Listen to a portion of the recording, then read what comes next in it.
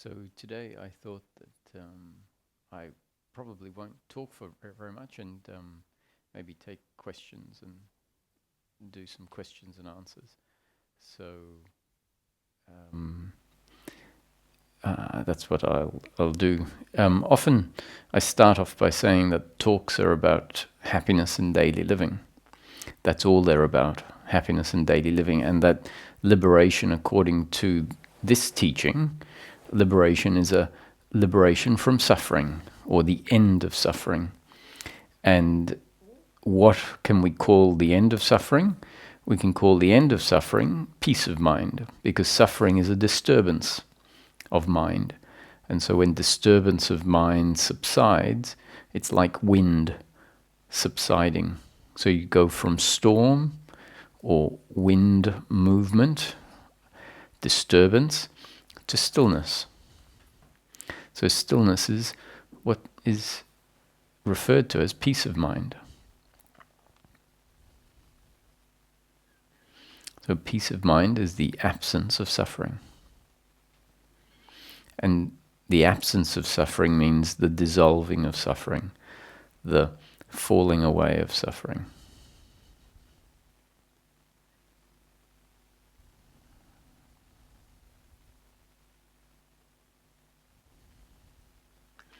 And the problem can arise when we hear certain concepts.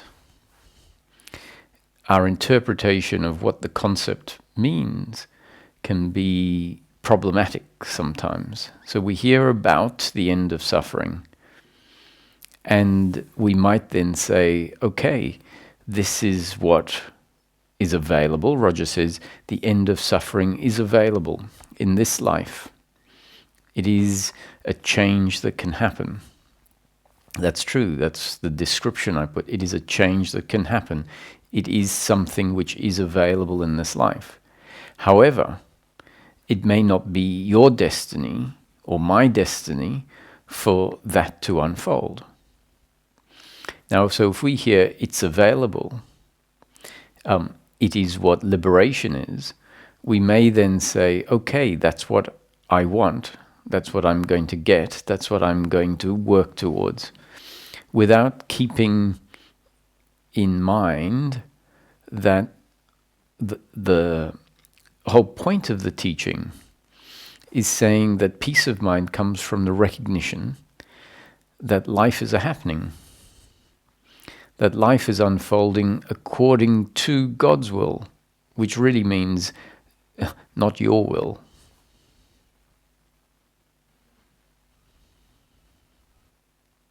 It's saying that this peace of mind sets in when there is a deep surrender, which means an internal shift that stops insisting on life being one way,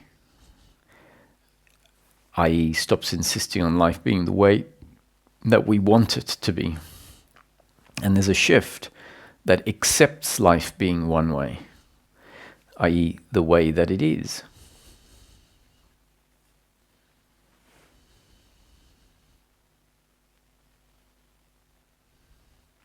So one of the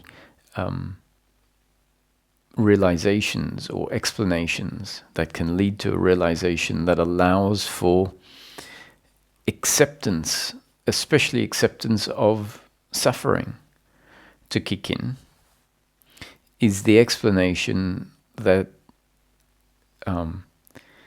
provides us with reason to understand that suffering is normal, is expected, is valid. It's valid even in the face of the concept that says liberation is the end of suffering. If we are attached to liberation being the way life is, then the attachment to liberation basically makes suffering invalid. It means that psychologically our relationship to suffering is going to be that is invalid because that is the opposite of what I am attached to. So we need a description We need an explanation that makes sense, that allows us to relate to suffering when it arises in a way that is normalized, in a way that doesn't create resistance to the suffering. And I think one of the descriptions that can help us see this is the description that the human being, the human instrument, is on the one hand extremely evolved. There have been a lot of refinements and developments in evolution. If we look at evolution as the explanation for how we have got to where we are, and let's say that evolution is part of creation. Evolution is the mechanism of this creation of life. So if we look at it like that, we can see that the human being is extremely advanced compared to single-cell organisms. We have an immune system that is capable of closing up cuts, figuring out what entities in the biological system are not meant to be there, and coming up with a plan to get rid of them. So we have a brain that has such complexity to it to allow us to be intelligent and talk and learn. And so evolution has done an amazing job at developing life as a whole up to the stage it is now, including human life. And yet it hasn't sorted out a whole lot of things. It's a work in progress. So we can look at it like the developers have developed machines. They've come up with a technology, and let's look at the human being. So they've developed a human technology,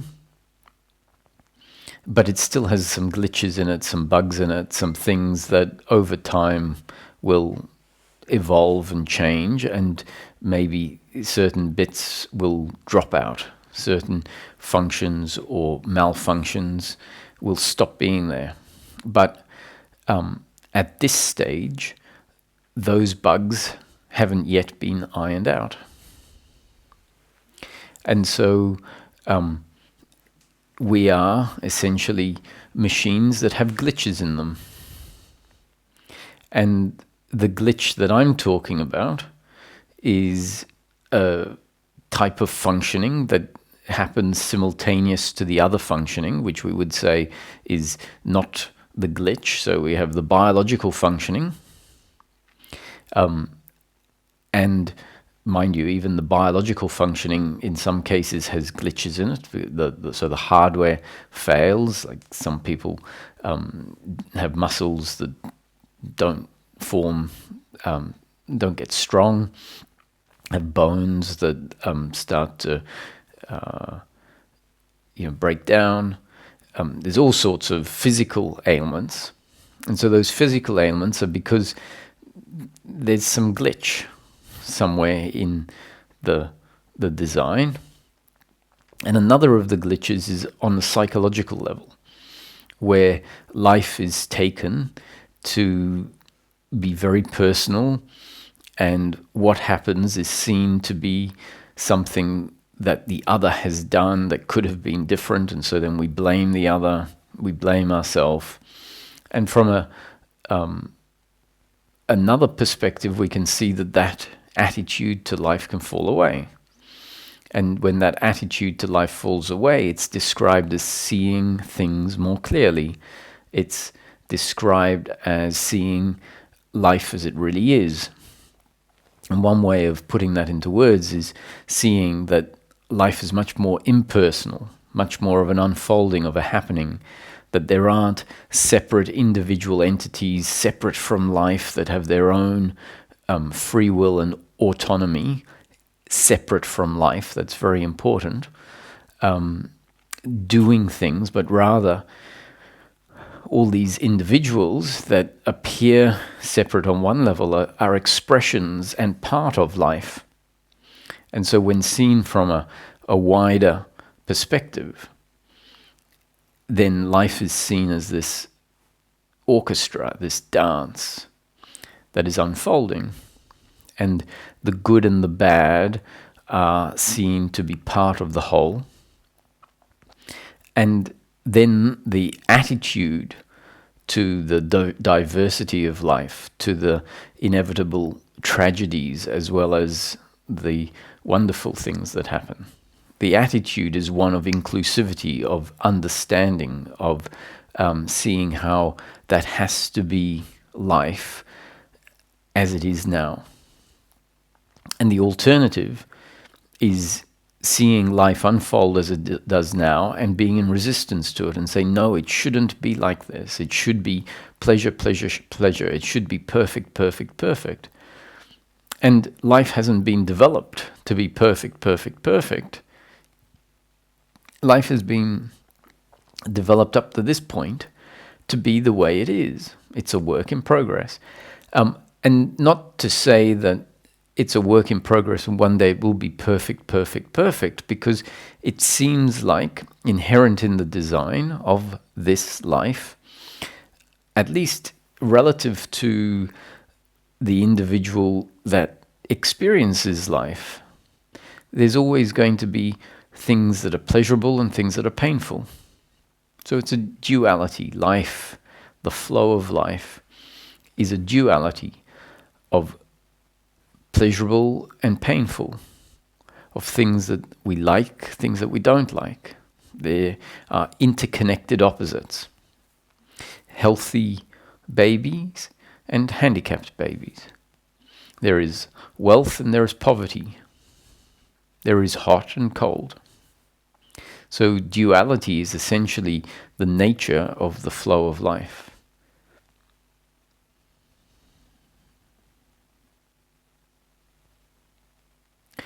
And so seeing it clearly is to see that life is, rather than life should be.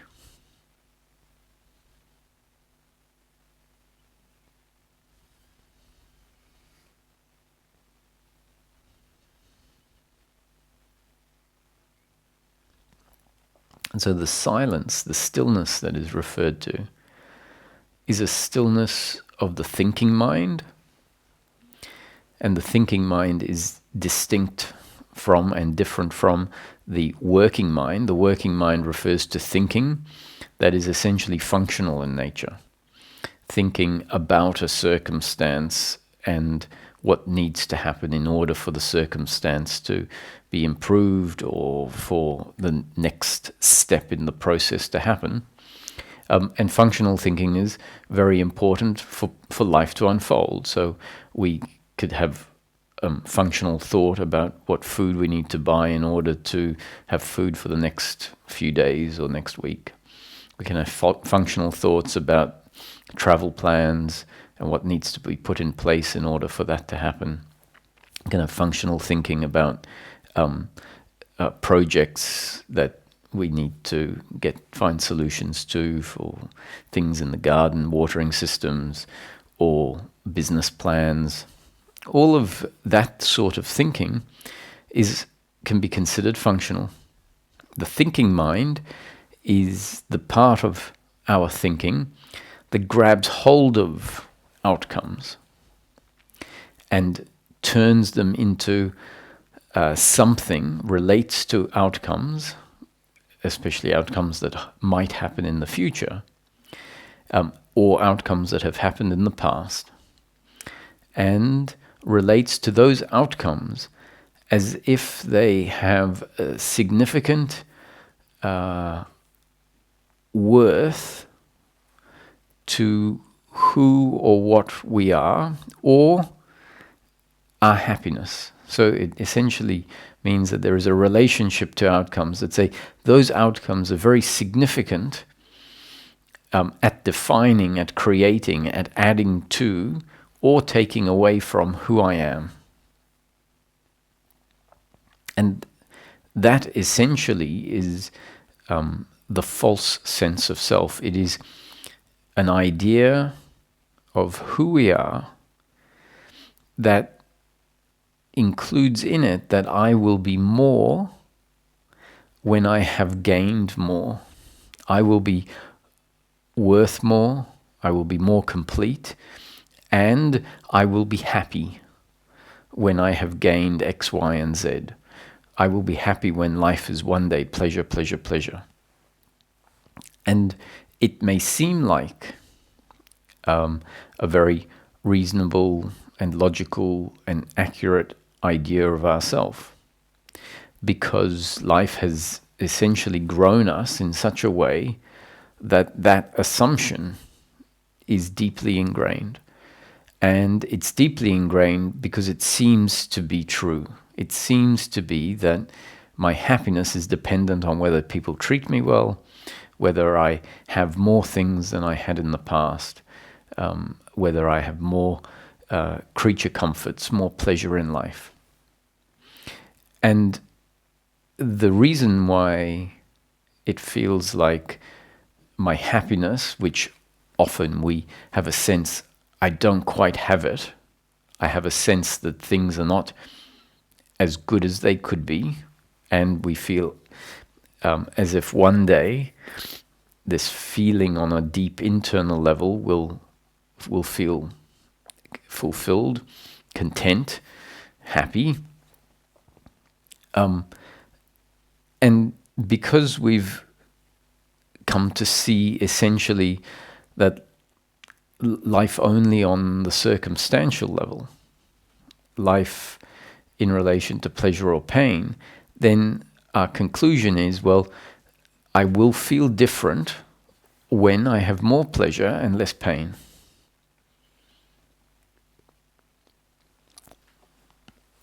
So it's the only variable that is obvious to us.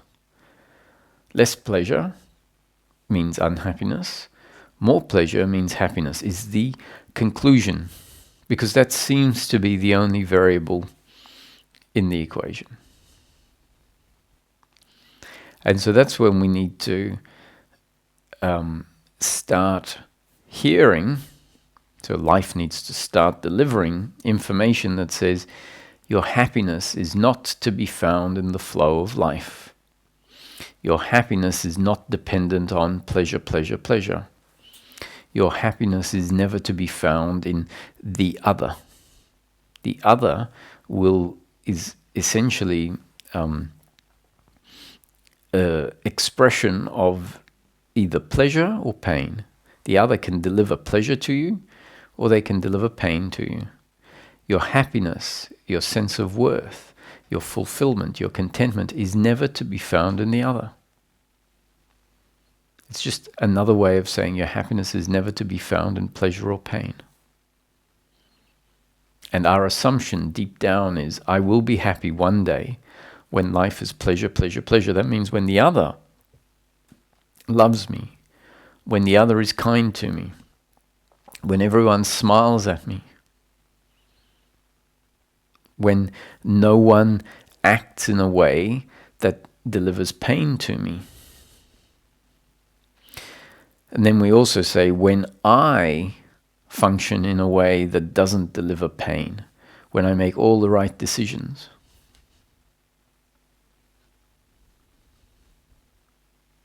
When I find the project that I'm meant to be working on, when I deliver outcomes that I can be proud of, that I can hang my hat on. You know, we think that one day when I've had a family, or when I've invented something, or written lots of books, or become successful and famous, then I can look back and say, these are the things I can hold on to. These are the things that when I currently feel depressed or unfulfilled, it's because I have none of those things to fill the void with. That might be the assumption that we have. You can ask any number of successful people whether their successes are what fill the void. And one of the consistent results is that successful or wealthy people will tell you that that isn't where happiness is to be found. You can have happy, successful, and happy, wealthy people, but it's not because of their success or their wealth, but rather because of their attitude towards life, and that attitude just happens to be accompanied by a circumstance that includes success and wealth. But there are multiple times as many wealthy and successful people that will tell you they are not happy. And that's because they have wealth, they have success, but their attitude towards life is an attitude of knowing themselves as the doer, as the one attached to outcomes. And when we know ourselves that way, we have a self-image. We are disconnected from our true nature. And it's that self-image that experiences life and experiences itself. And that self-image, because it's thought-based, and it's a thought-based idea of who we are that feels like it is lacking, and it feels like it's lacking because it's disconnected from its home, it's disconnected from its heart, it's disconnected from its essence. And it is our essence that delivers the fulfillment. So to the extent that there is a false self-image active in the system, that false self-image takes center stage. The false self-image prevents us from grounding into our essence, where our fulfillment is found. And so that false self-image becomes who we know ourselves as. And when life delivers circumstance that is painful, that self-image feels very personally attacked and feels very uncomfortable with life. It feels uncomfortable with itself and how it has acted in life. It feels uncomfortable with the other and how the other acts in life. And as this self-image is seen, and it gets seen as it gets described by teachings that say, the false self-image is an idea about yourself that includes the idea that you need to do this in order to be worthwhile, in order to be fulfilled. And then we might find that the working mind and awareness starts to see that movement, that psychological movement that is attached to outcomes. And when we see it, we go, wow, the description is correct. I live my life with the assumption that in the future, when this or that is delivered, then everything will feel okay. And as it's seen, there is a development in the complexity that is seen. There is an appreciation for how powerful ingrained beliefs can be and what effect they have on our experience of life, especially in terms of our comfortableness or uncomfortableness in life. And so suffering in practical terms arises in the form of guilt and blame and pride, all of which at their root have the deeply ingrained belief of personal doership at the root, meaning I am the doer, I am the creator, I am the one that is responsible for determining my actions, my thoughts, my speech, the way I behave, and therefore the outcomes in my life. And you are an autonomous, separate entity, just like I see myself as. And you are the one responsible for everything that happens through you. And so that self-identity that sees us as autonomous agents, the ones in control, the ones that choose of our own volition, that identity means that we are very quick to judge and to blame the other and to hold resentment and to hate the other for what they have done that delivers pain to us. And we're very quick to do the same in relation to ourselves, to hate ourselves, to resent ourselves, to blame ourselves, to have expectations of the other and the expectations of ourselves. And those expectations are that the other should be perfect and that I should be perfect. Now that attitude of seeing myself as the doer and feeling shame towards myself for not feeling happy, feeling shame towards myself for not having acted perfectly in my life, feeling blame towards the other, and feeling pride for those actions that happen through me that have delivered positive outcomes. That attitude of personal doership is essentially misguided. It is seeing ourselves in a light that is inaccurate. It is mistaking a biological instrument, a very complex biological instrument created by life with its shortcomings and its good points, that is forced to function according to its design and the circumstance it finds itself in. It mistakes those dynamics and instead says, whatever happens is my doing. Whatever happens is the other's doing. You could have acted differently. Instead of seeing that we are complex instruments forced to act exactly the way we act. So our attitude could be, oh, they acted that way, I acted the way I acted, and instead of saying I should have acted differently, we just need to reverse engineer why we acted the way we acted.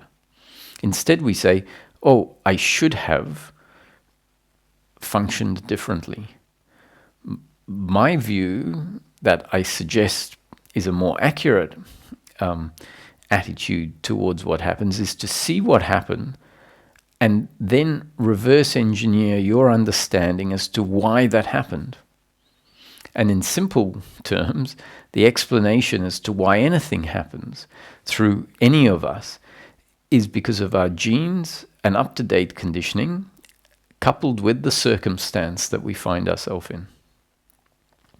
Genes and up-to-date conditioning refer to, or what it really means is, it's a way of describing the human being as they are in this moment, in any moment. In any moment, the human being is a result of its genes and up-to-date conditioning. The genes refer to the coming together of the sperm and the egg, a blueprint being put in place, and then over time, that genetic blueprint grows and turns into flesh and bones and brains and hearts and lungs and legs and arms. And that organism that grows is conditioned, is programmed by the circumstance that it's growing in, by the environment it's growing in. And the environment can be described as being new conditioning delivered to the organism moment after moment after moment. And the cumulative effect of the new conditioning is what we can call our up-to-date conditioning. So the human being at any point is a result of its genes and up-to-date conditioning. So the words coming out of my mouth are forced to be the way they are because of my genes and up-to-date conditioning, which really means because of the way Roger is, because of the way Roger is designed. And Roger doesn't exist independent of the circumstance. Roger is one component of the circumstance. Other components interact with this biological and psychological organism, and responses happen, reactions happen. So like two chemicals coming together, they have their chemical composition that they didn't choose. Life put that in place. The two chemicals come together and there is a reaction. It might be an inert reaction. It might be an explosive reaction. And the chemicals don't sit down and debate how they're going to react. They react according to their chemical composition and how that composition responds, reacts to whatever they come in contact with. And the human being is a very complex version of that. We find ourselves in an environment and we see something, we hear something, we smell something, we taste something, we touch something. And from whatever we see, smell, taste, touch, hear, a response happens. A thought may arise that says, oh, that's a big tree. That's a strange bird. That was a silly move. That thought is a result of whatever was seen, and that is the input into the machine that processes that and creates a thought. And that thought then may inspire an action. And all of it is as impersonal as the stage before. And our attitude takes all of that as my doing. Oh, I saw the bird. I commented on the bird. I picked up my camera and took a picture of the bird. Now, all of those things happened. The bird was seen, the thought did arise, the camera was picked up, and the photo was taken. What is important is attitudinally to understand why or what the mechanism is for all of that happening. And as I described, the body-mind organism, the human being, didn't choose to be here. A sequence of events happened that led to the human being being conceived, and then a series of impersonal movements, which we can call the development, the growth of that organism, happened, influenced by factors outside of the control of that organism, new conditioning coming in moment after moment after moment, and a result of that genetic blueprint that the organism didn't put in place. All of that unfolded.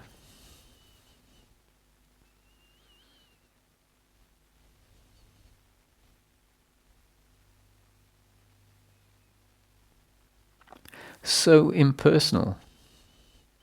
And here we are, taking whatever comes out of this body-mind organism, taking whatever comes out of the other body-mind organism as a personal action that should be different.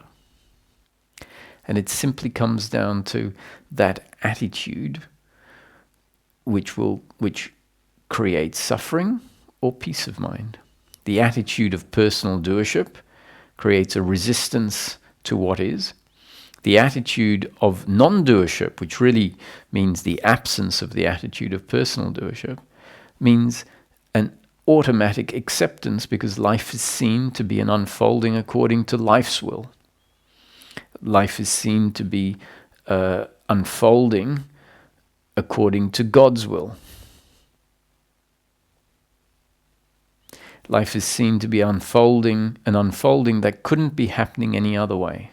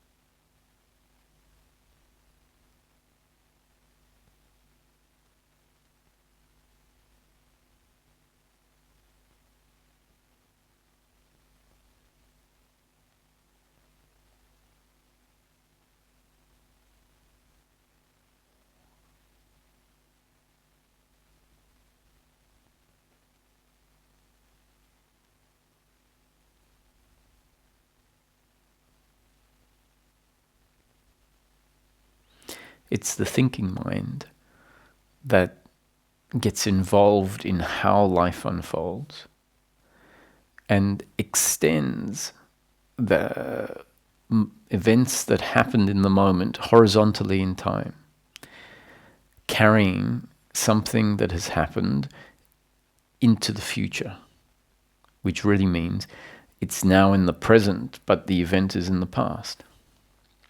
And the thinking of the thinking mind about what has happened, about why the other shouldn't have acted this way, why I shouldn't or should have said what I said or didn't say. Feeling resentment to the other, feeling shame.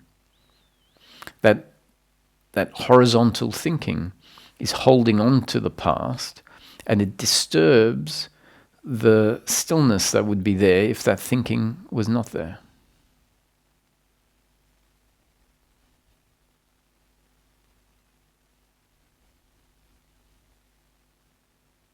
Now, that's a description of what might happen. It's a description of what does happen. The thinking mind, which carries the past into the present and disturbs the peace of the present moment. So that is a description of what suffering is. Expectation about the future that disturbs the present moment. So that is a description of what might happen or what does happen. And the end of suffering is a description of what might happen. But remember, being attached to the end of suffering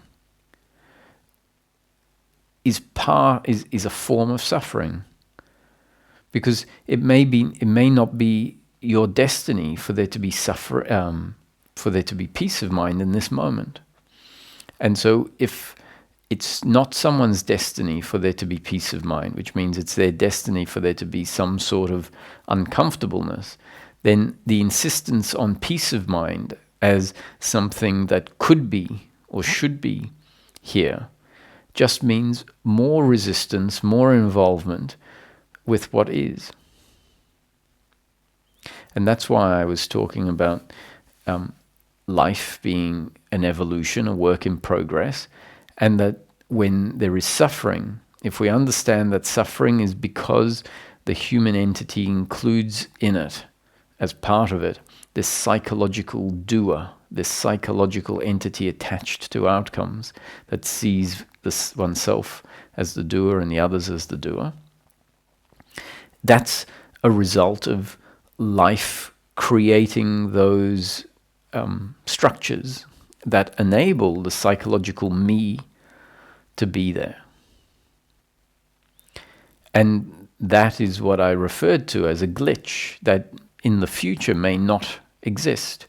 In the future, we might find that as a result of the world in which humans are born, the conditioning that they receive, that the me identity has less chance of surviving because the adults in that world may have moved past the psychological me. And then new babies, new humans that come into a different environment where they are nurtured differently, where they are educated differently, where values are different to those that are different to those that are instilled by parents today. Not because parents are doing a bad job, but because parents are designed to deeply believe that happiness is to be found in outcomes. And so that's what gets passed on. And in the future, that may not be the world that humans are born into. And so suffering may be a thing of the past at some point. And when we look back, if that happens, we look back at humanity and we see, wow, an evolution of humanity has happened where suffering has been eliminated, where the psychological me is not as significant a part of humanity as it used to be. And then we could say that evolution has improved certain functions that the designers have ironed out some of the glitches. But for now, the glitches exist. And so when suffering arises, maybe our attitude can be, oh, this is one of the forms of the current human condition.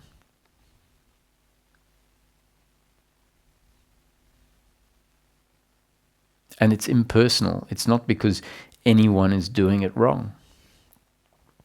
It's because as biological robots, we are designed to think along the lines that I am not a biological robot.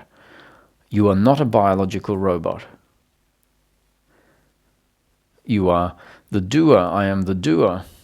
And I am functioning according to my own free will, not affected, not influenced by factors outside of my control.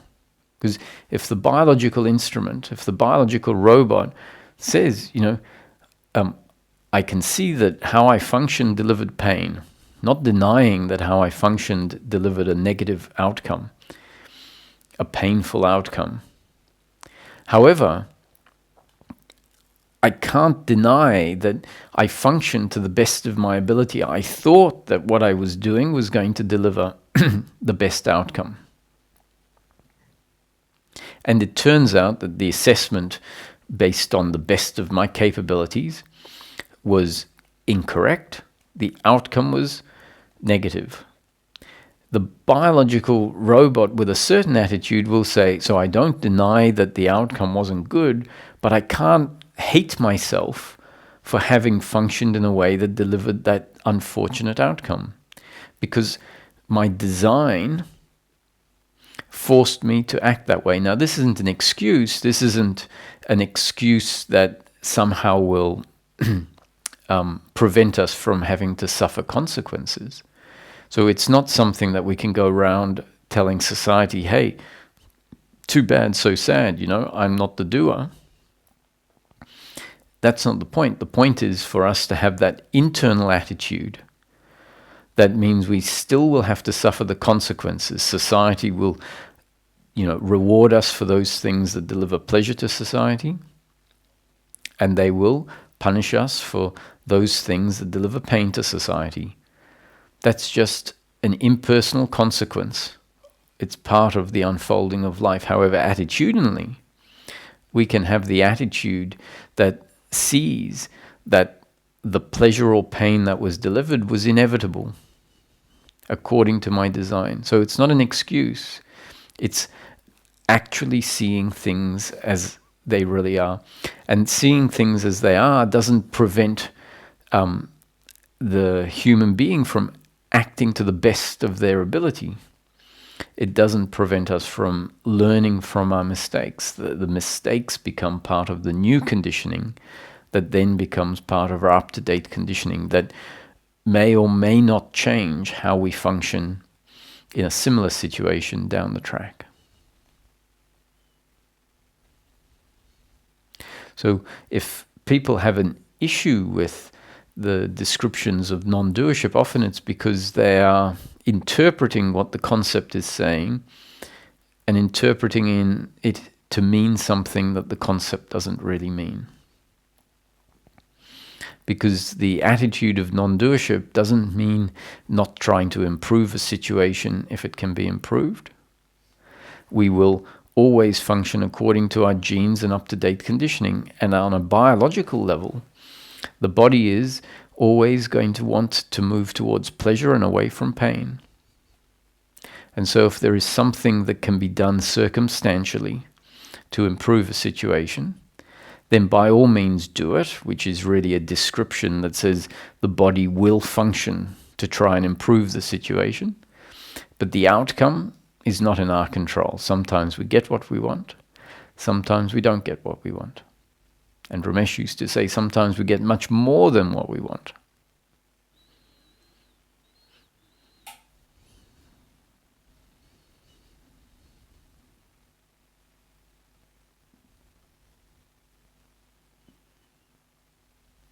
It doesn't prevent us from recognizing situations that have delivered pain or pleasure to the other. So the understanding of non-doership is not something that will get in the way of us acknowledging, yes, the function that happened through me did deliver a painful outcome. And it doesn't prevent us from apologizing. It's not my intention to hurt you, and I see that the actions that happened through me, you could even say my actions, as long as one understands, not me as a doer, but me as a biological instrument functioning. I understand my actions hurt you. It wasn't my intention to hurt you, so I apologize for that. And we might find ourselves doing something to try and add pleasure into that person's life, to rectify something that may have gone wrong previously.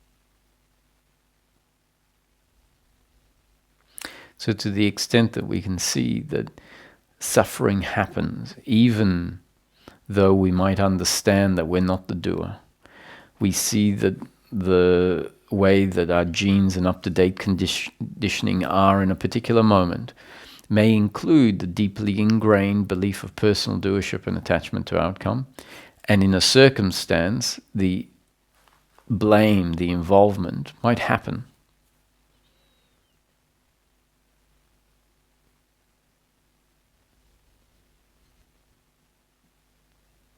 And if it happens, then the understanding, oh, the human condition is a work in progress, means that there might be more capacity to be uninvolved, to understand that our destiny includes suffering, and that we're not in control of how much suffering there will be. That is part of the predetermined story of life. So I'll open up for some questions, and we'll go from there.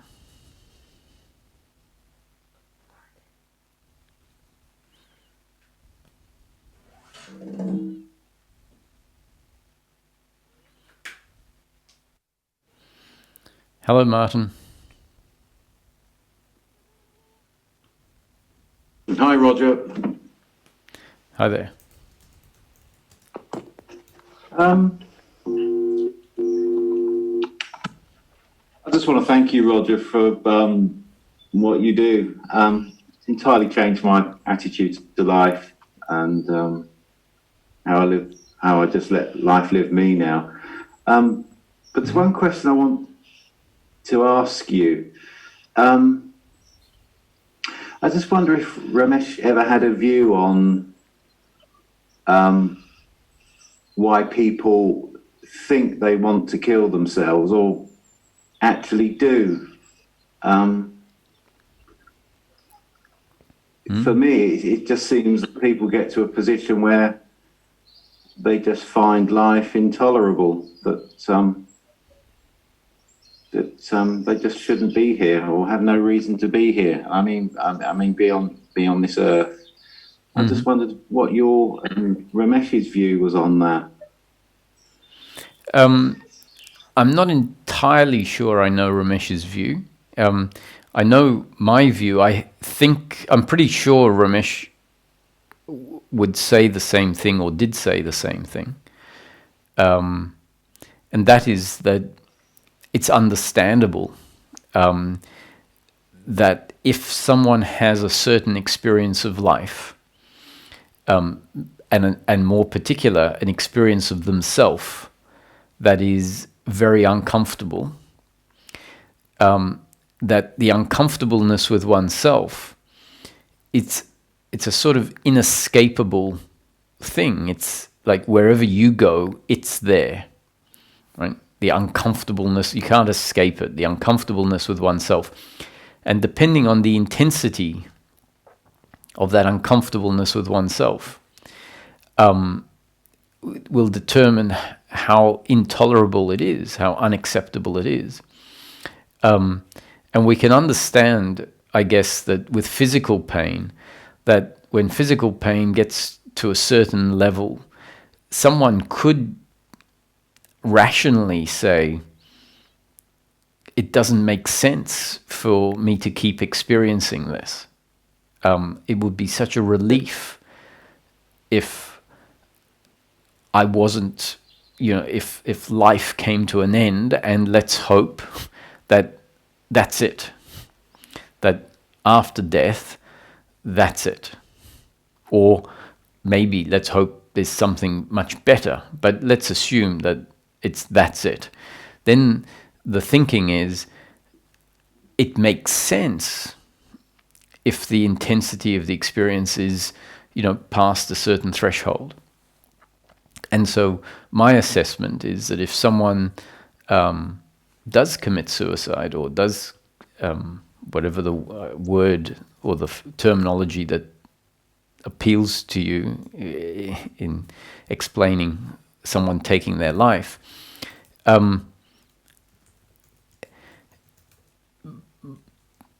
my reverse engineering is that their experience of life led them to that. It made sense to them to seek something different, or rather seek the absence of this.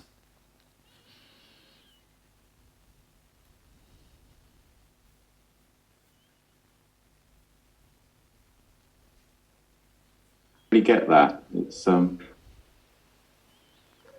that makes absolute sense. It's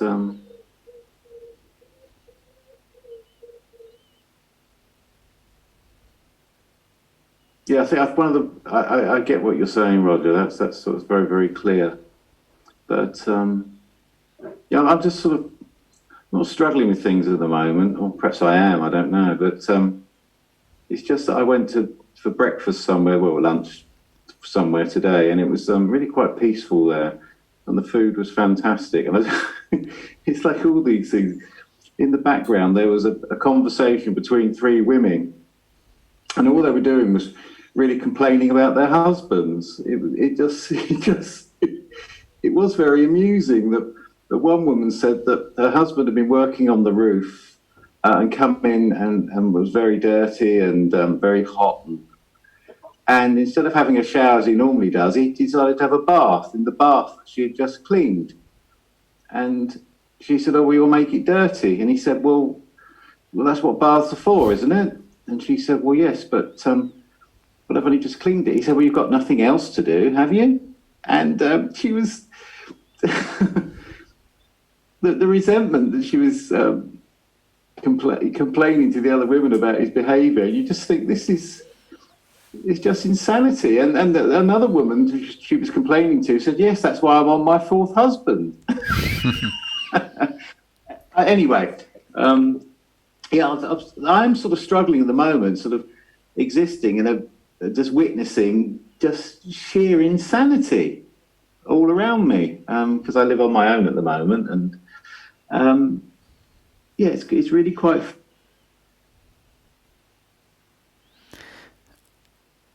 Thanks, Roger. Your earlier explanation was very succinct and appreciated. Thanks.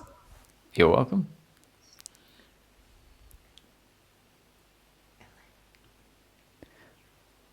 Hi, Elena.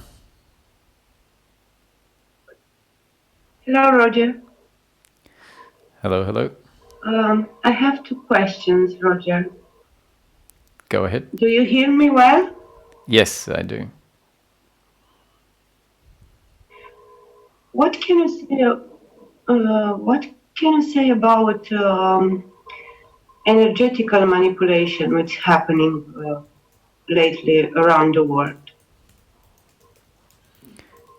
I'm not sure what you mean by that.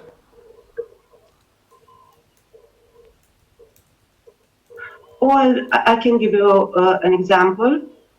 if you live with somebody and she's trying to manipulate you, and you do things, and after you realize it wasn't your fault, it's like, I don't know if I was quite clear. Well, there's a lot. There's so many factors that go into the way that we function, and sometimes we're convinced that we function a certain way because of these factors. And I've seen certain people saying that they're being energetically targeted by other parties and people, and I don't know if this is possible. I don't know if this is what happens. It could be just a way that someone has come up with to justify certain feelings or to explain certain feelings. So I'm not saying that these people are wrong, but I don't have much to say on the topic because it's not something I'm familiar with.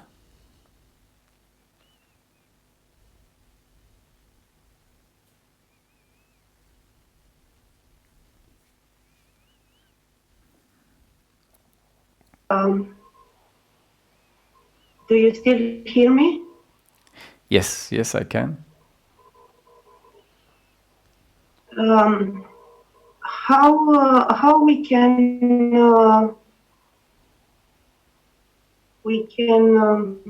let's say we have a habit, and how we're trying for many years to let go, but it's still there. It's something we can do. Well, the teaching says we're not the doer, right? So if you have a habit, it's not because you are doing it. It's because life has designed you to have that habit. And so the attitude of insisting that the habit changes is the attitude of personal doership. It's the attitude of personal doership that says, how can I change the habit? Now, it is valid to say, is there any conditioning that can be delivered from life through you that might change the habit? Understanding that we're not in control of whether it changes or not, so I surrender to the fact it might not change. But so surrendering to the fact it might not change, is there any new conditioning that could be delivered by life that could be reasonably expected to have some impact on the habit? Now, if that's how we ask, then it's demonstrating a good understanding of how things change. It's demonstrating a good understanding that we're not in control of the outcome, and that if the outcome stays the same, attitudinally, we understand that we've done what we can, which includes asking for new conditioning that may have an impact on the habit. And yet, having done what we can, the habit still hasn't changed. So if that's our attitude in the question, that's great, because it means that we're not getting caught up anywhere. But if the attitude is, I have a habit, I don't like it, I want it to change, I've been trying to change it for many years, it hasn't changed, how can I change it? Then there's a different attitude in that questioning, right? And so my answer essentially is not about what is the habit, let me tell you how to change it, or give you some information, some new conditioning that might change it. But more importantly, it's talking about this dynamic at the base of the question, because that's where the peace of mind gets found. The peace of mind, or the happiness, isn't found in the habit changing, because the habit changing is really just part of the flow of life. It's more pleasure and less pain. And our happiness isn't to be found in pleasure or pain. So, first and foremost, it's about us adjusting our attitude and surrendering, in a sense. It's like, oh, this habit might be my destiny for the rest of my life. I see, in that case, I have to surrender to the habit being there.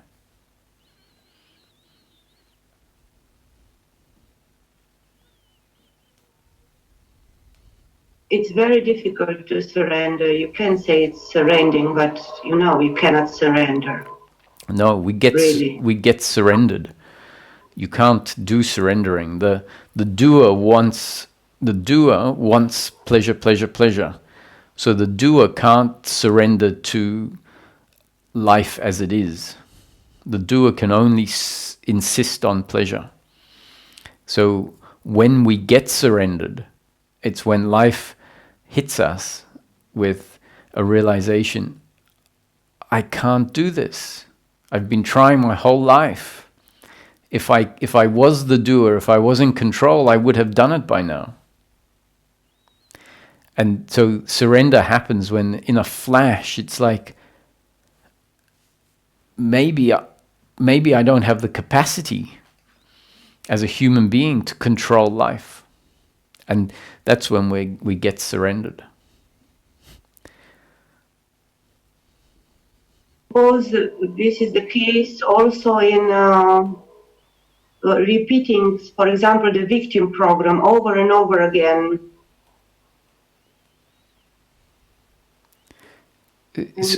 Sorry, I must have missed the first part of the question. Is there peace, did you say? No. I said it's the case also in, you notice you repeating in your life the same program, for example, the victim program, over and over again. Mm-hmm.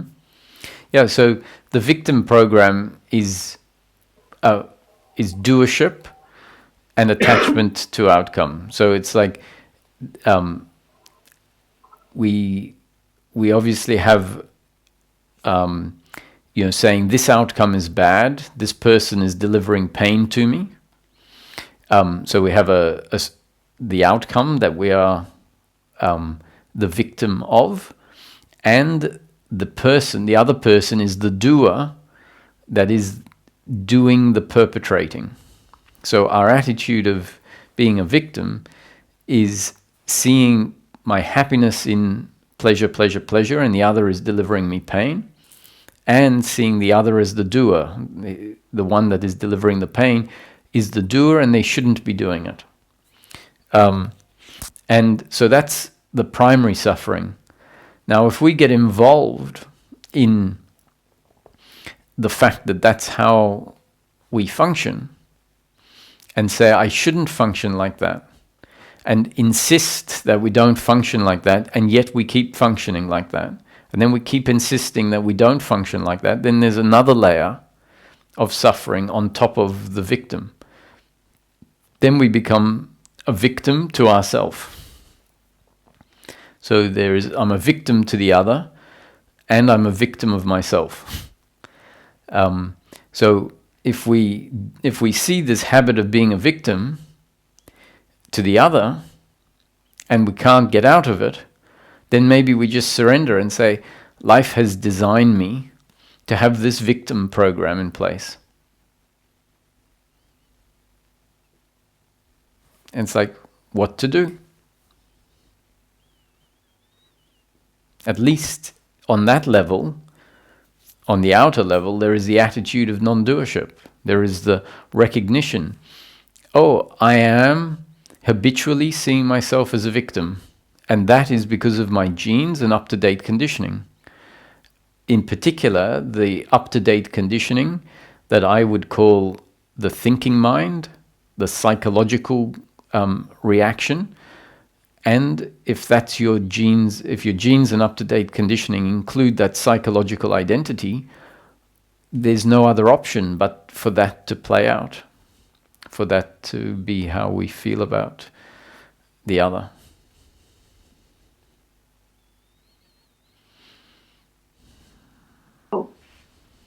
as I understood, the way is surrendering,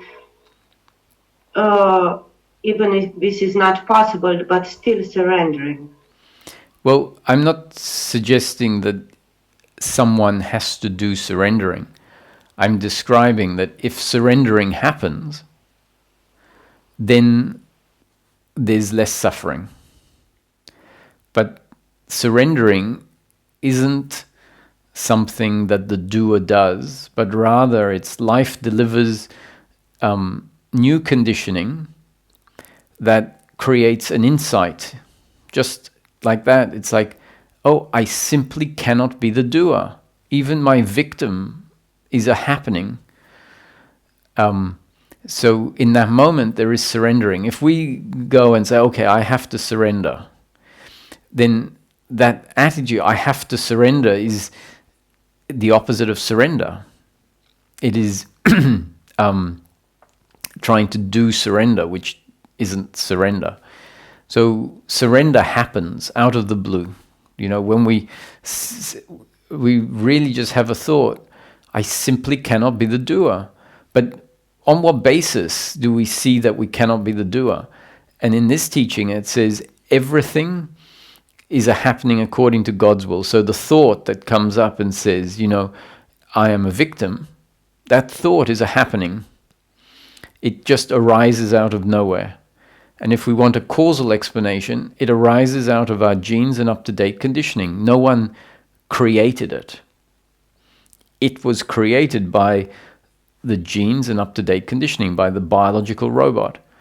And that's the description. It can't be any clearer than that, right? Your thinking is not in your control. Your thinking happens. Your feelings of suffering happen. No one is making them happen. They just happen. That's the concept. Now, it's easy for me to describe it. Whether it sinks in for someone or not is not in my control and not in the other's control.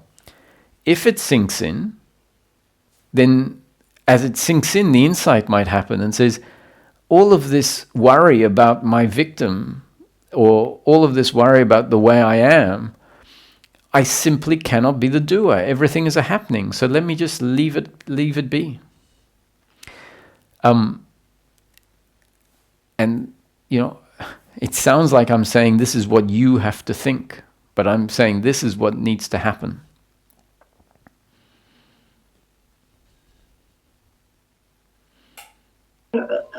Less the energetical manipulation, but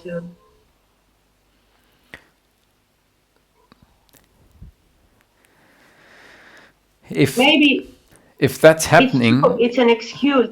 If that's happening, it's a happening. There's no one doing it. So there is another body-mind organism, and they are designed by life to energetically manipulate you. So it's your destiny, and your destiny is being delivered through a particular body-mind organism designed by life in order to do that. So that can be another way of accepting. It's like, oh, it's my destiny to be energetically manipulated, and it's the destiny of the other to be the instrument through which that gets delivered.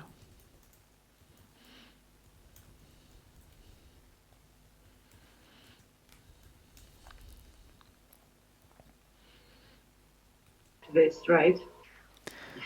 Sorry, say that again? It's not so easy to accept something like this. It's impossible if it's not your destiny.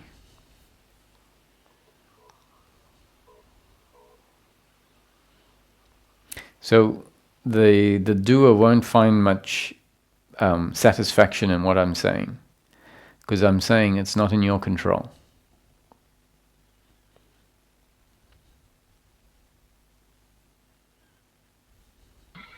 Okay, thank you very much, Roger. You're welcome. Thank you for dropping in.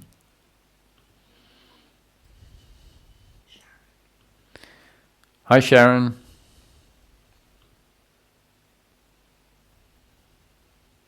Hi, Roger.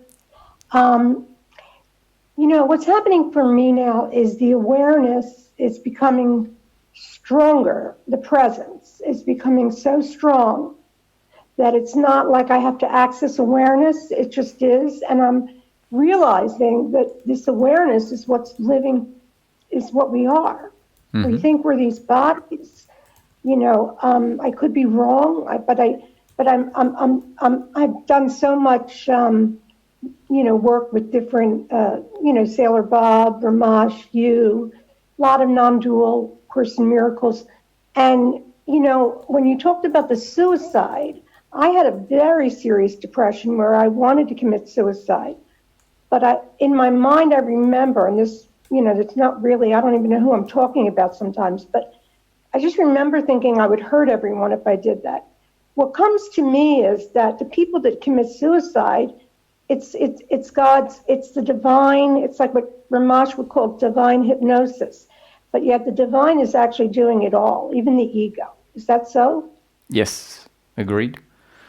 According to the concept here, nothing in life is outside of life, and life is a closed unit, and so nothing is independent of life. Everything is interconnected. Ultimately, all of life is what we could call the divine unfolding, or life unfolding, consciousness unfolding, whatever word you use, source unfolding, energy unfolding.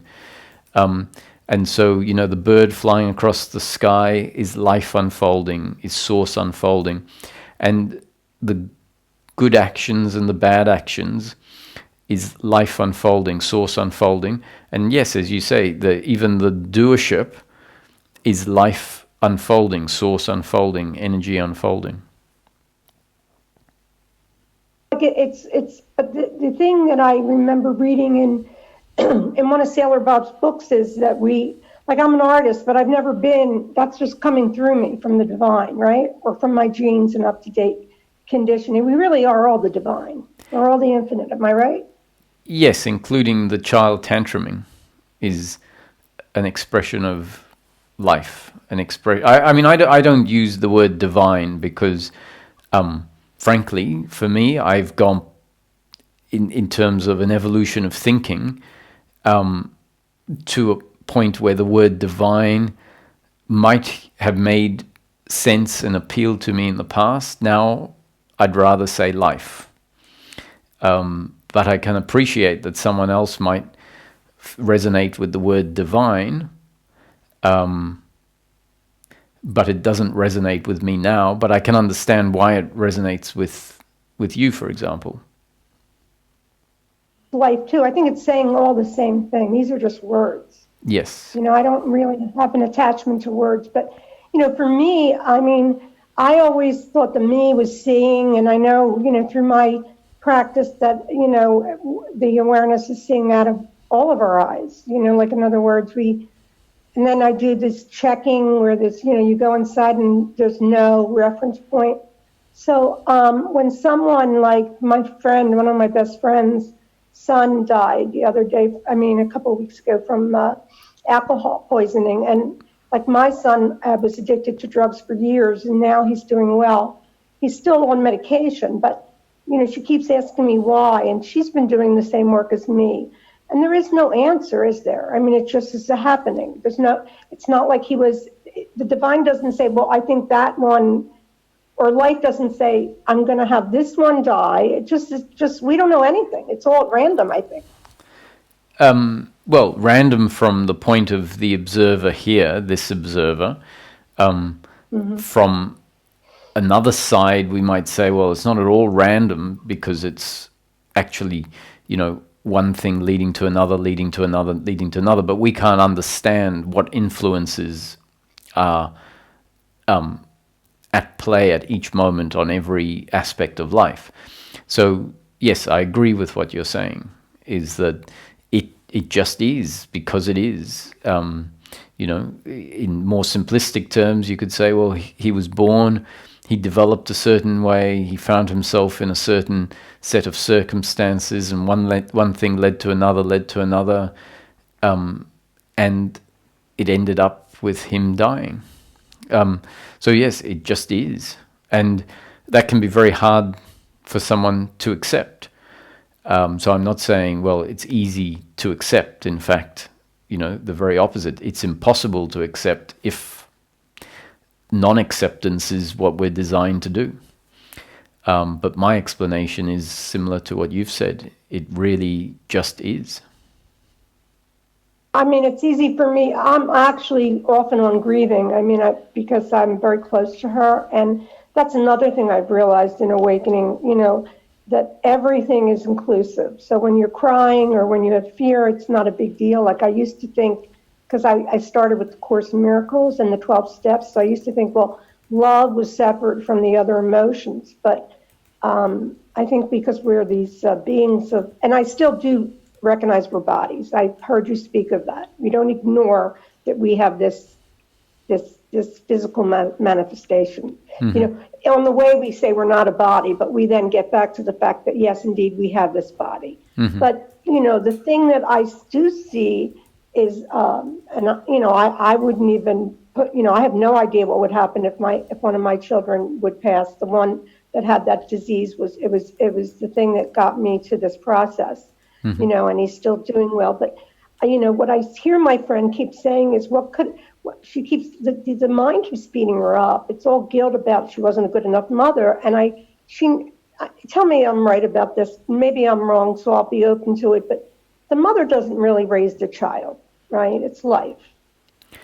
It's life through the mother, but the mother doesn't have a choice on how she shows up and what she delivers or what she doesn't deliver.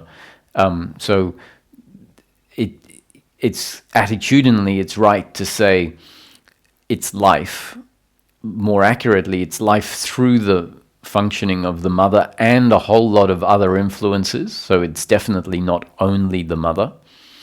And the mother could be perfect and still the child could end up in this outcome because of other factors that were very distant from the mother's input. And so the right attitude is to say, well, it was really all a happening and none of it is personal. So I'm on your side again, that the attitude of guilt is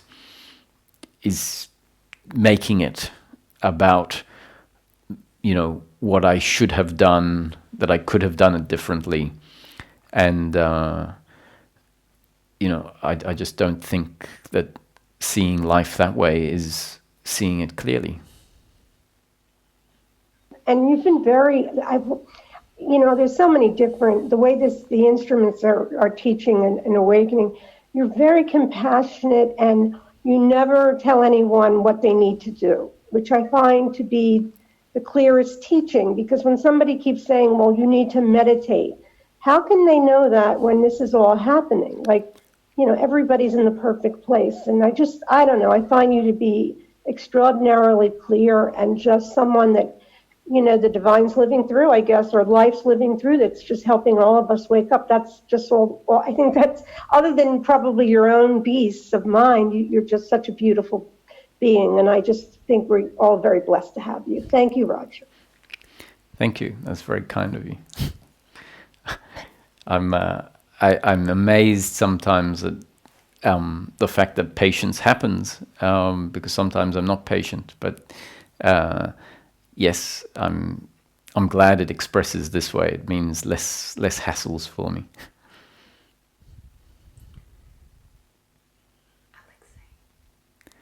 Hi, Alex. So I have a question. Firstly, I'd like to say just thank you for your perspective. I find a lot of non-duality. There is a lot of talk about rejecting the physicality of the world or the world being a dream. And I can sort of appreciate that perspective too, but you have a very good perspective of not using the word divine and just a very kind of, very practical kind of approach of just about what we can actually see. So I appreciate that.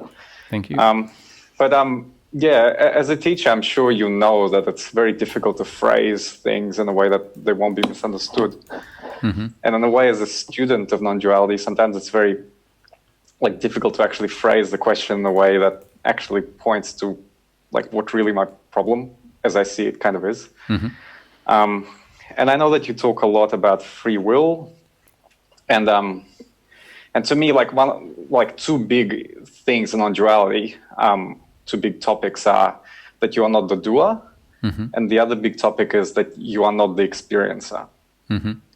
And to me, I kind of intellectually and also to some extent, like upon inspection, it makes sense to me. Like it really makes sense that I'm not the doer.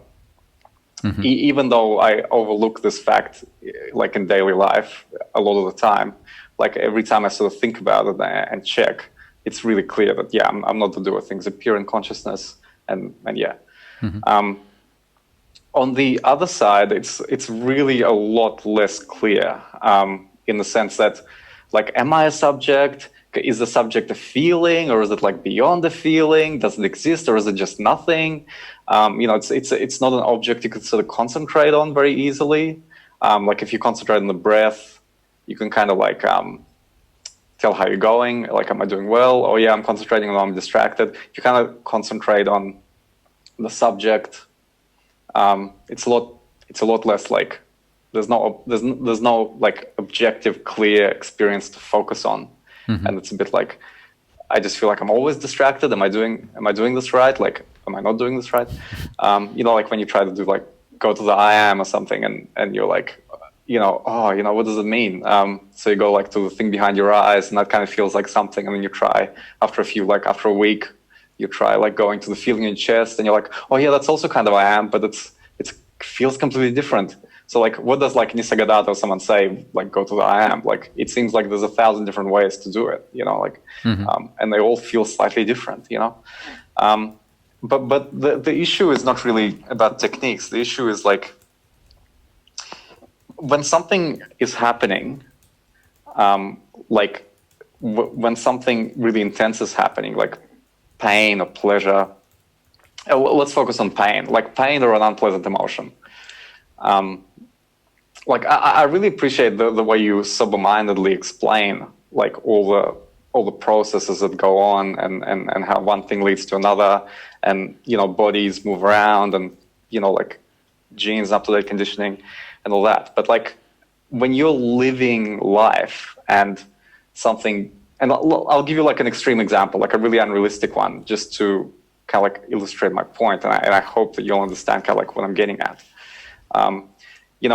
If I'm in a room and there are two doors, there are two choices, and in choice number one, I'll go and I'll eat an ice cream, and in door number two, I'm going to have my arm sawed off, right?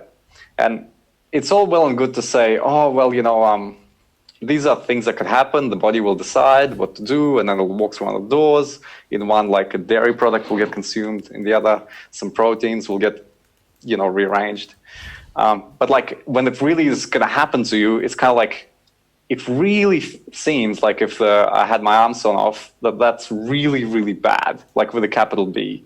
And it's really personal, it's happening to me. It doesn't seem like some abstract preference, like, oh, I'm stressed that my career is not like going well, or something like that. It feels like, like this is like unacceptably bad, and like, I wish I wasn't alive, sort of thing for this. And it seems really kind of personal. And like, I know this is an extreme example, but like there are like, less extreme examples are nevertheless like personal in real life. They seem personal, like when something, even if it's just a feeling, like you're feeling stressed because like you're in some work meeting, you have to report that the project failed or something. Like it's not really a big deal, but like you might have some unpleasant emotion, right?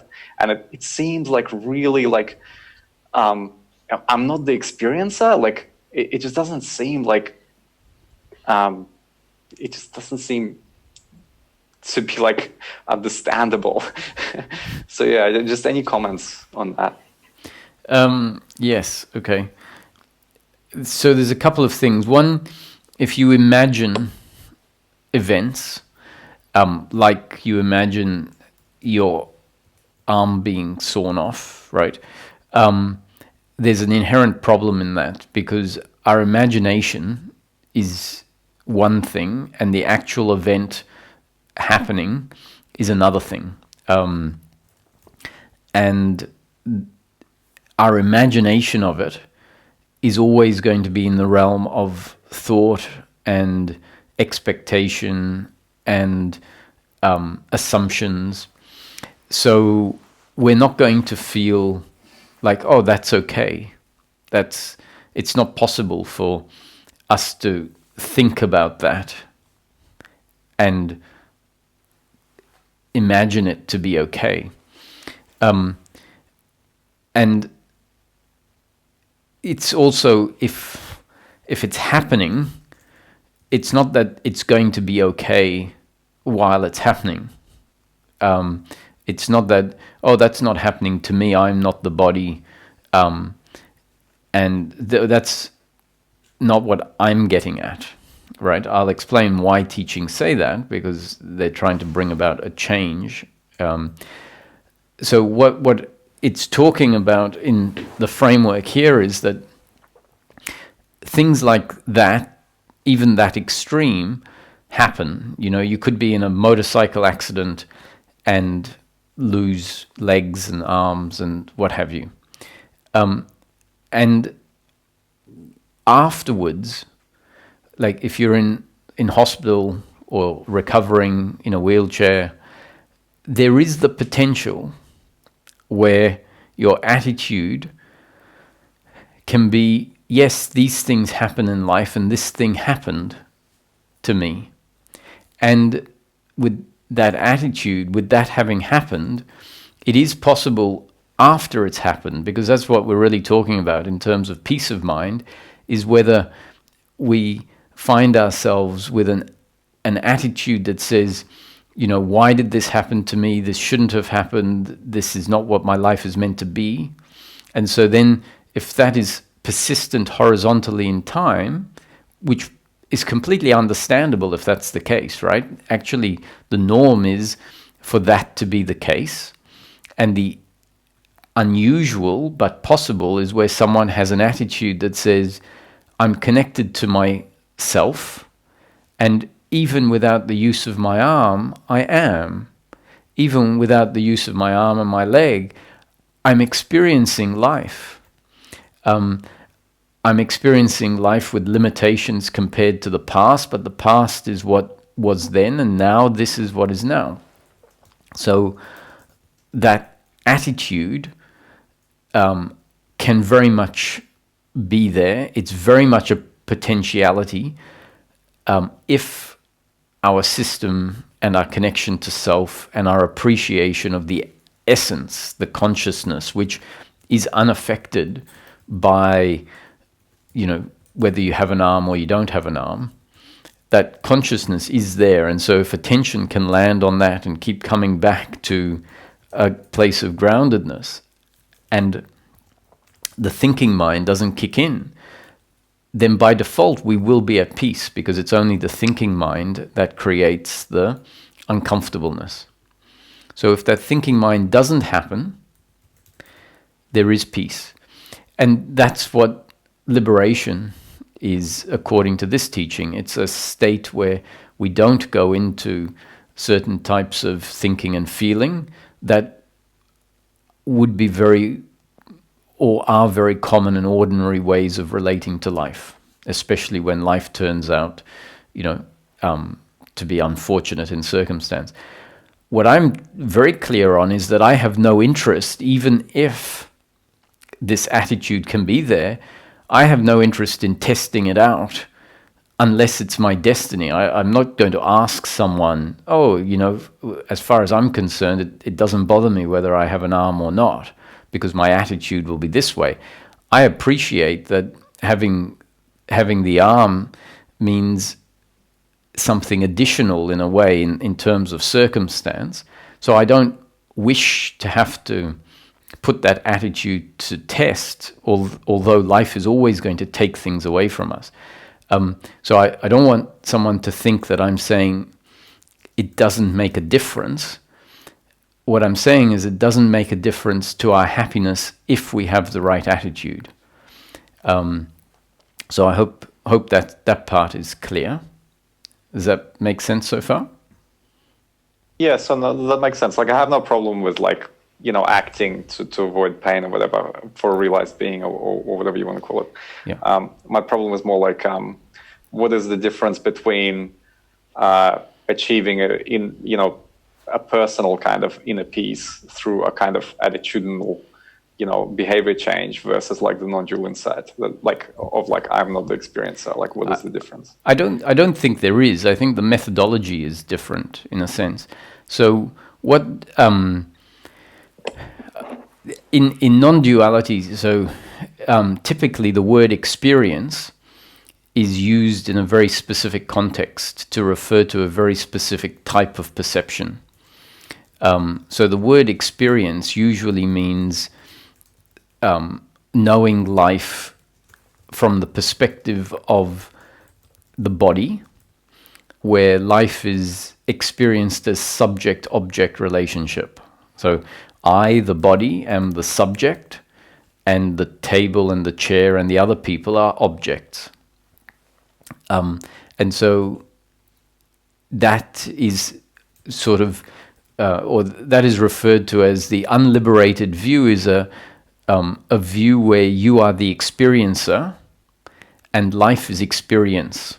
And it has this, it's very important to understand that experiencer means knowing yourself as a separate physical subject, meaning knowing yourself as the body and assuming that the body is the subject, and that objects outside of yourself are objects perceived or objects experienced.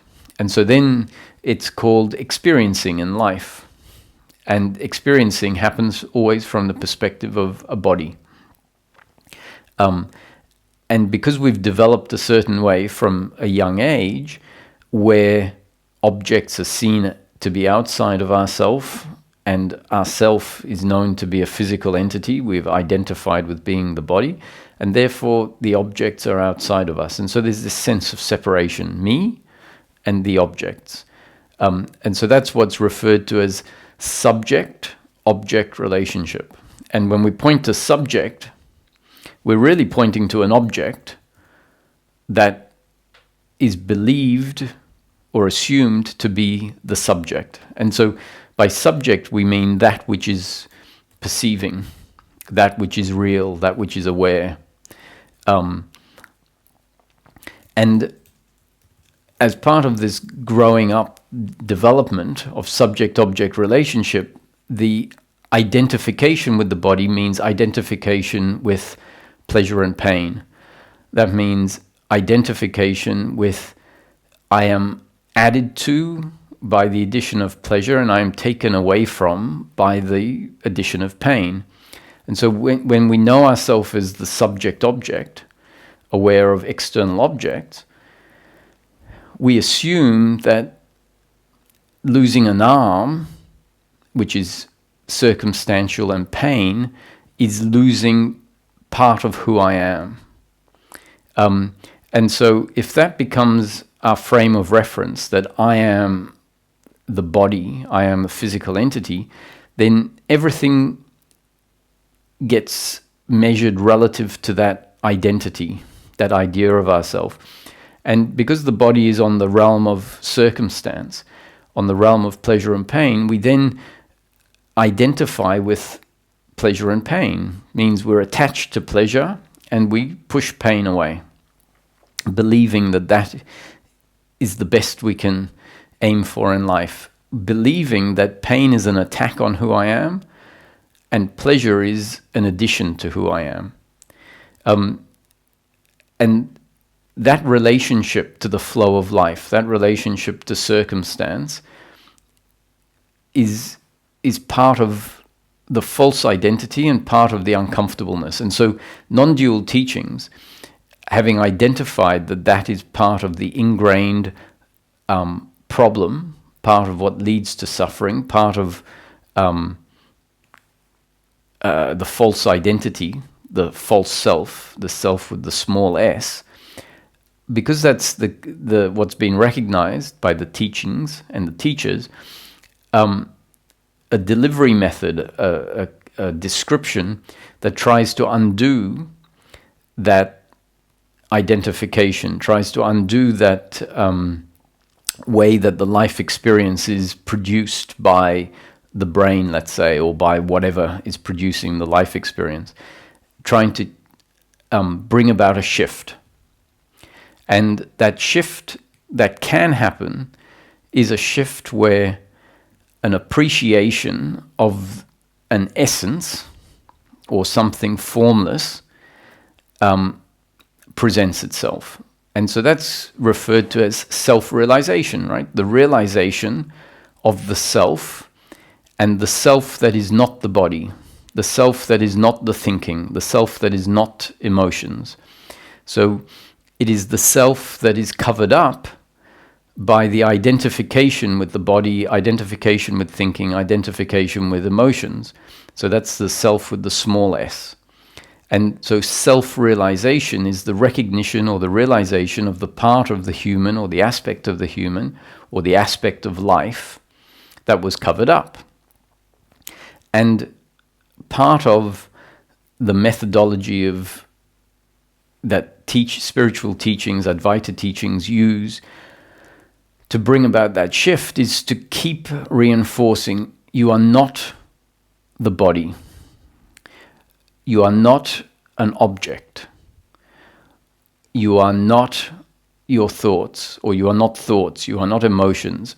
So the process of neti is not this, not that. So essentially it's pointing to everything that can be perceived, or everything that can be perceived as a physical or a non-physical object. So thoughts, can you be aware of a thought? Yes, if you can be aware of a thought, you are not the thought. If you can be aware of the body, can you be aware of the body? Yes, so you are not the body. Can you be aware of the tree? Yes, you can, so you are not the tree. So neti is not this and not that. Anything that you can be aware of, that is not what you are. And there are some sort of fairly cheap concepts thrown in to make the point. When I say cheap concepts, is that when we really get down to it, they're not the truth. And a lot of people just throw them out as though there's some absolute, proof. Like, the eye can't see itself. So awareness can't see itself. So if you can see the body, awareness can't be the body. Because just like the eye can't see itself, the eye can only see things outside that are not it. It's saying awareness can only see things that are not it. So if you see a thought, it's not it. And obviously we're not talking about visual seeing. Awareness. If you can be aware of a thought, you are not it. If you can be aware of the body, you are not that. And what you're left with in the end might be this question, so what am I? And hopefully the question doesn't end up being just a mental question, but leads to a recognition of that which is aware.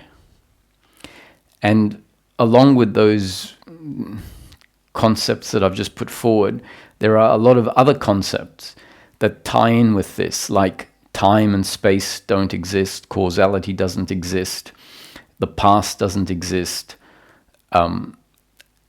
the eyes aren't doing the seeing, the ears aren't doing the hearing, the brain isn't doing the thinking. So there's a whole lot of collapsing of life as we've grown up to know it. And what those inputs do, especially when a body receives them as truth, it starts to refocus on the present moment in ways described by the teachings.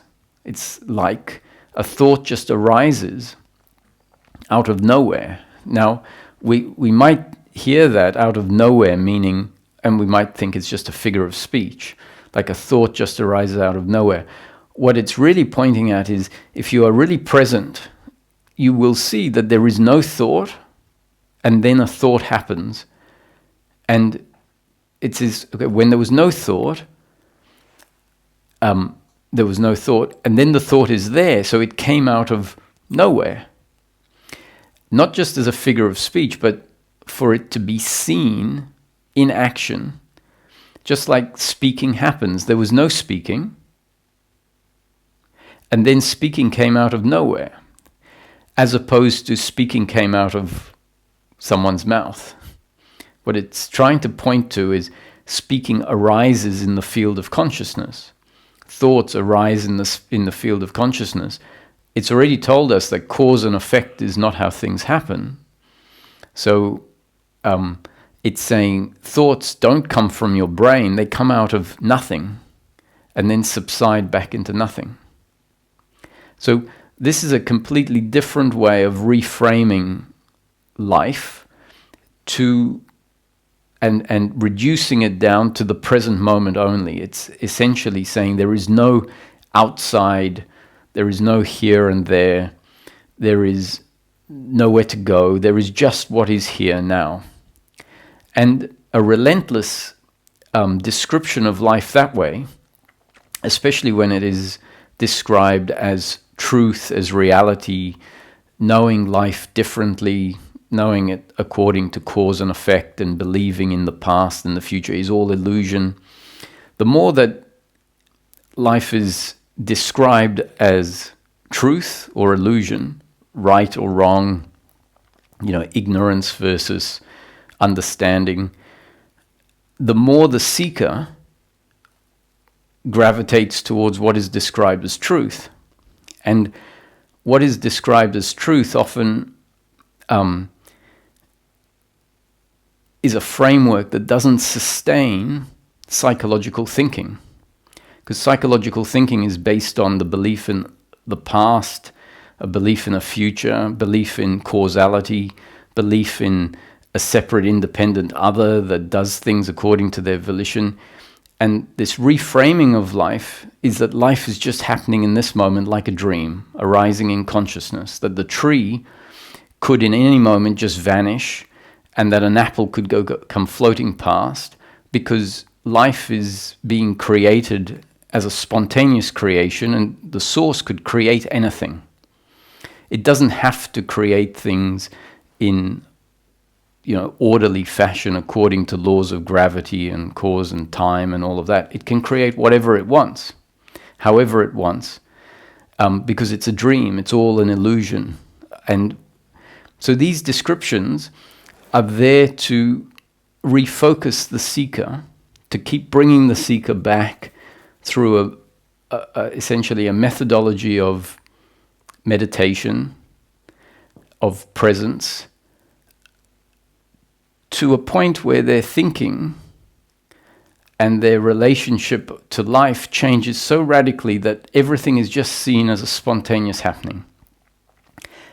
And especially the body is seen as just an object, and a shift happens where the whole experience is known to arise within the consciousness that is aware of it, not separate from that consciousness, and that consciousness witnesses everything, including the body, as an object that arises within that subjectivity. And that shift essentially is a shift that marks the beginning of a witnessing that allows a sense of being that is not identified with what is happening. Now, that to me is not liberation. That is an awakening that has broken the spell of identification with outcomes, has broken the spell of identification with the body as what I am.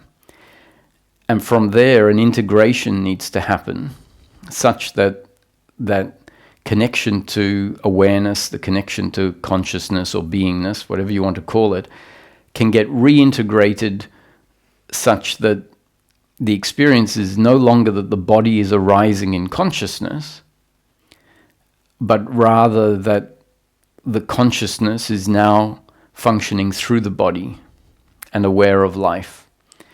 And so it sort of takes us 360 degrees back to experiencing life from the perspective of the body. However, it's not a 360 that takes us back to exactly the same place. It's a 360 that takes us back to being a human, but now no longer with identification with outcomes, because this end of experience has happened. What end of experience really means, where knowing the present moment experience as a world of objects perceived by a subject-object, that fell away, and the whole of the moment was seen from the perspective of formless awareness that was aware of the body as an object. And that is described as the end of experience, the end of subject-object relationship. And if it's the end of experience, it's the end of the experiencer. The experiencer, it was the body, the body that felt like it was the subject. And sometimes it's referred to as the end of the experiencer, and there is just experiencing, as in no more dancer and the dance, but rather the merging of the dancer and the dance, and there is just dancing happening. There is just experiencing happening. However, in the methodology where experience is used very exclusively to mean subject-object relationship, there'll tend to be an aversion from using the word experience at all. So it won't be experiencing, it'd be just some other terminology like awaring. Awaring is happening. So that specifically they won't use, or that teaching won't use the word experiencing, because actually liberation or awakening is said to be the end of the experiencer, and the experiencer dissolves, and then there is just awaring of life. So that's what the end of the experiencer means, is where life is perceived from what seems to be formless awareness that is not connected to the body. Obviously, that is not that accurate, because if I did get a pair of garden scissors, and it's a bit graphic, inflicted some physical pain on the one that supposedly is, not the experiencer, there is very clearly a link between the body and what is awared. So as that starts to become more evident for the one that has had this shift, then some of the terms, some of the explanations of things get tempered so that they become more accurate with what is from different perspectives. And so then we stop saying, I'm not the body, because it becomes appreciated that, well, the body is the instrument through which life is experienced.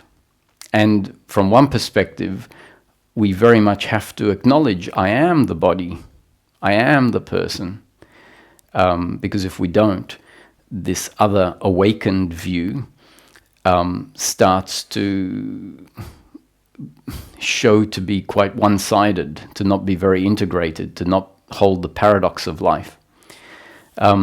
So that's not a criticism of that. It's just a description of a process that has to go through stages. And so the awakening process that I've been talking about is a very valid part of that process. So hopefully the distinction of the word experience as subject-object relationship and describing that shift can happen, that enables witnessing and brings about a break in the identity and how we know ourselves, such that outcomes become less important, answers your question a little bit. And mind you, we don't have to go through that process. There are other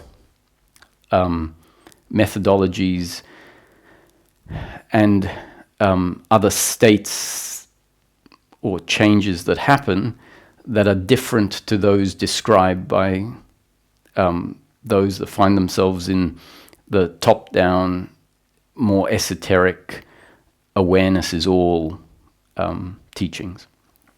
So, people don't have to think, oh, that hasn't happened to me. If you find that peace of mind in daily living is happening, it means that the path is just a different path that is still taking us to the same integrated perspective of being a human, unidentified with outcomes as being a defining factor of who I am.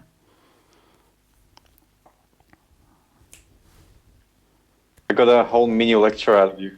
I feel sorry for the other questioners in the queue. Thank you. That was very detailed. That's a lot for me to digest. Thank you. Yes, it is. All right. Well, thank you very much.